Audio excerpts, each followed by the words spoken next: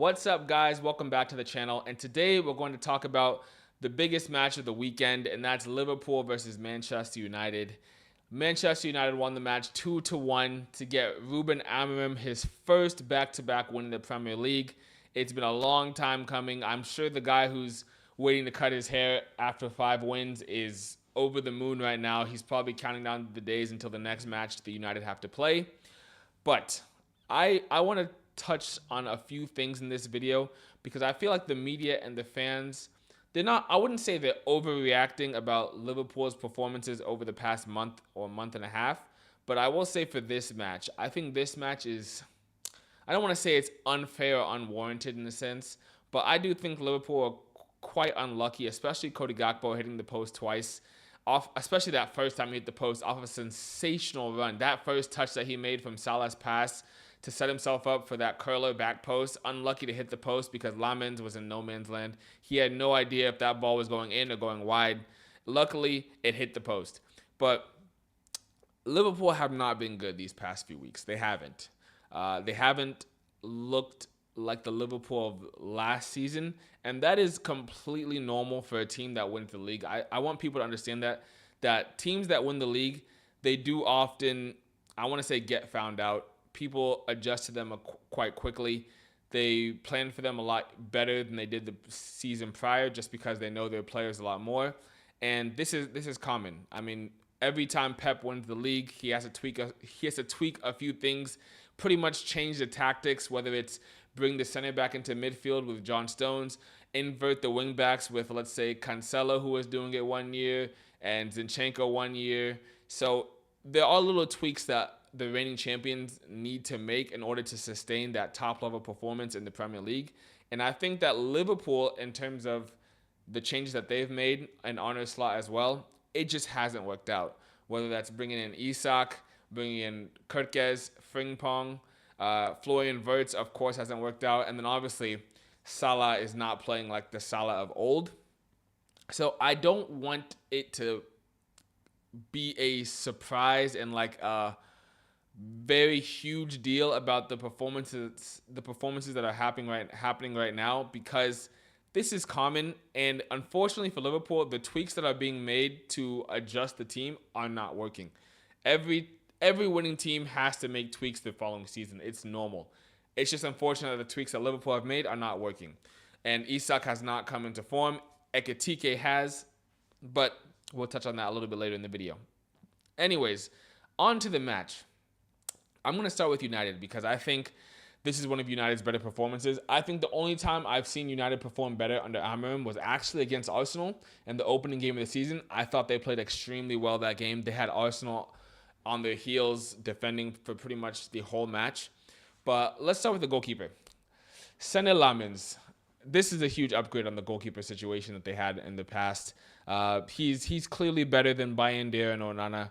I don't think it's close. He made 5 saves in the match, and one really crucial save that, if I remember correctly, it was a 1v1, but he made a crucial save, and I thought that that's what United needs to keep them in matches and to keep them with a lead, because in the past they used to just give up the lead so easily, or they used to just go down so quickly just because of a goalkeeping error.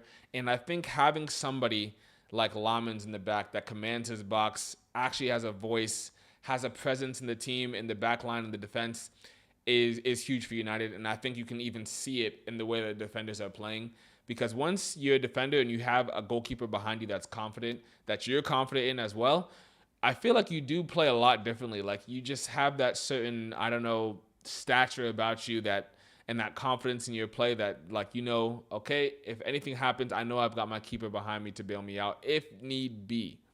But yeah, Lamens, 8.4 rating. I think he had a great match. I mean, great saves. It could have been a very different rating for him, I will say, though, if Cody Gakpo did not hit that post twice. But another player I want to touch on that doesn't often get the love that I think he deserves is Matthijs de Ligt. I think Matthijs de Ligt has been playing very well since he's come to United. I think he stays focused. He's won a lot of defenders in the Premier League. They lapse, and they lapse quite a few times in a game, like maybe once, twice, 3 times. Obviously, the lower teams lapse a lot more. But one thing about Matthijs de Ligt that I really admire about his game is that he's obviously doesn't have the most sensational physical attributes that you could ask for. He is very strong. He's got a bit of pace, a bit of agility, can turn a little bit, but his ability to stay focused no matter what phase of the match it is, where the ball is being played, that's something that you can't, I don't think you can learn so easily. I think that comes from him being a leader from 18 years old at Ajax, that level of focus that he's had to have since being the captain has transitioned to him now at United. And I think it's showing game in, game out.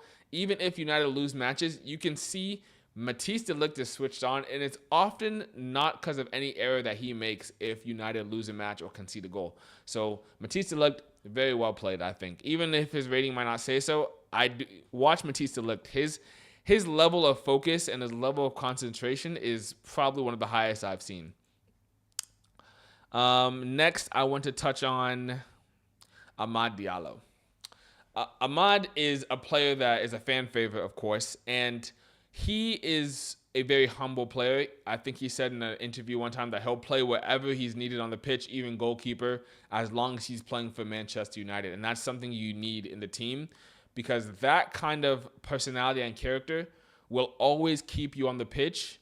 And at the same time, the players that might be ahead of you in the pecking order, it will keep them pushing to be better, because they know that you or Amad is behind them, pushing them, because if they don't perform, Amad will come in and perform. And I think offensively, Amad is an exceptional talent, man. He is so quick on the dribble, and he's so quick to cut inside and get a shot off.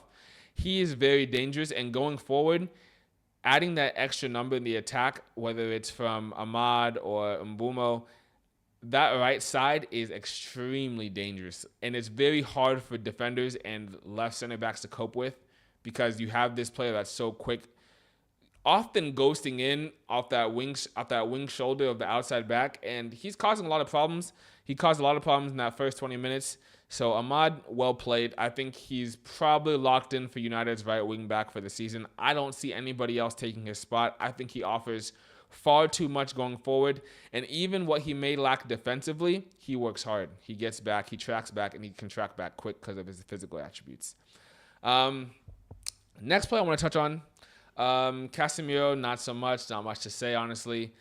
Bruno Fernandes. His game is obviously very suited to an attacking mid. It always has been, it always will be.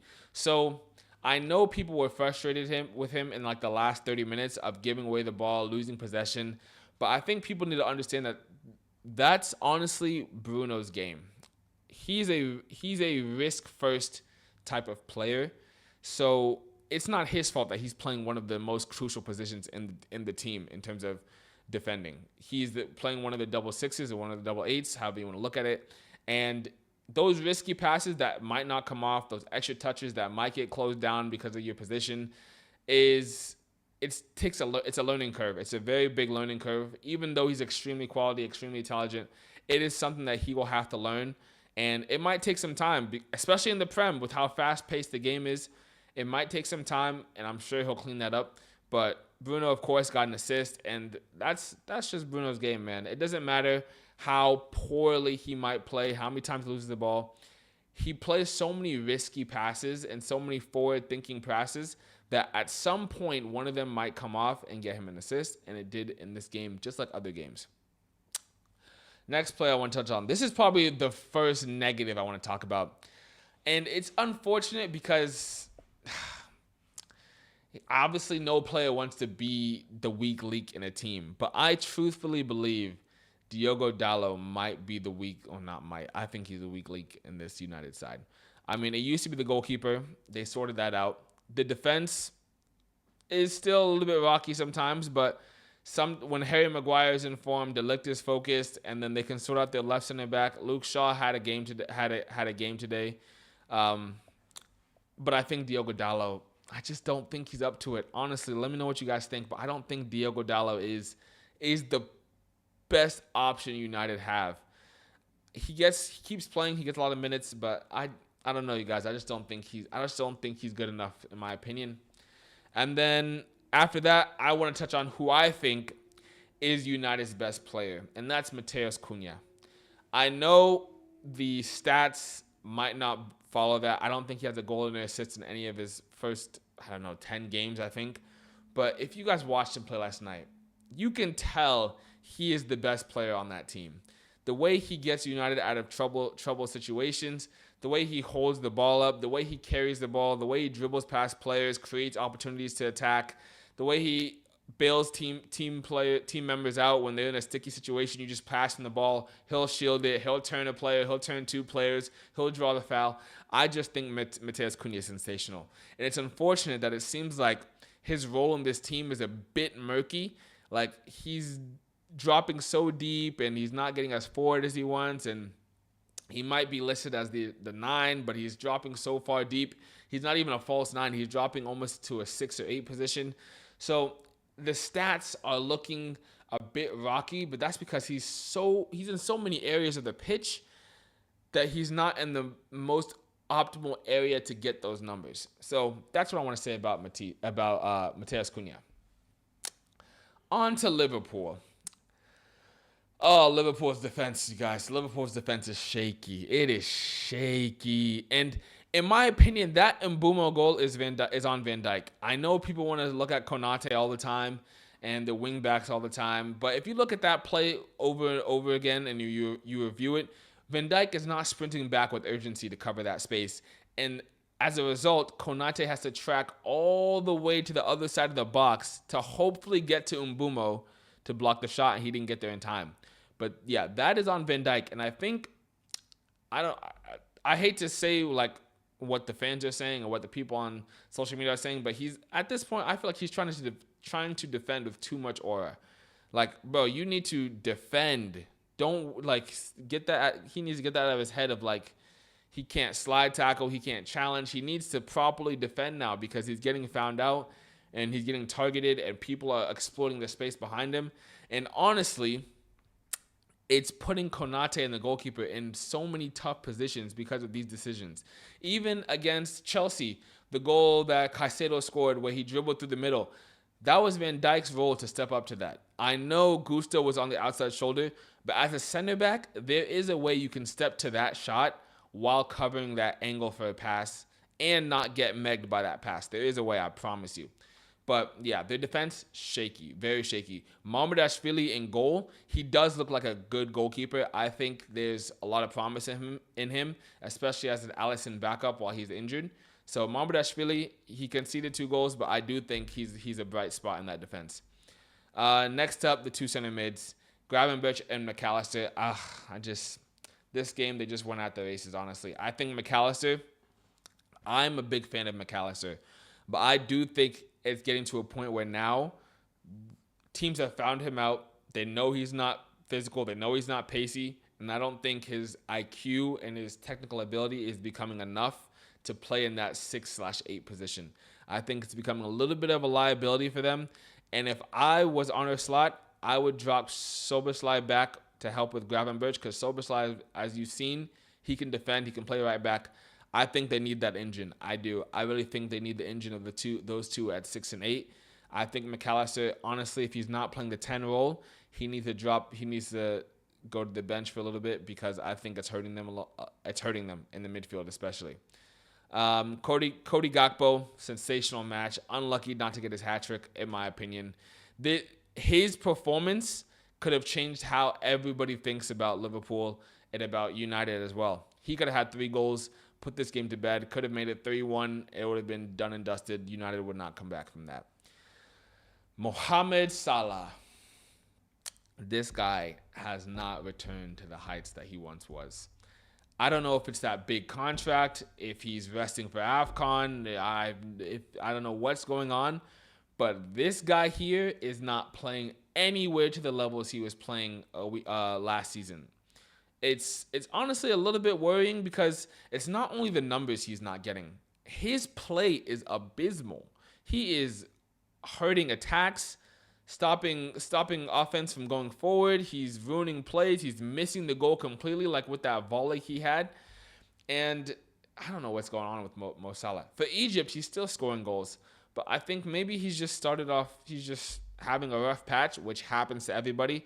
It just hasn't happened to him I don't know. Actually, no. The end of last season, he was also playing poorly. He was not scoring anymore. He was supposed to break so many more records, but he just stopped scoring in like the last 8 games.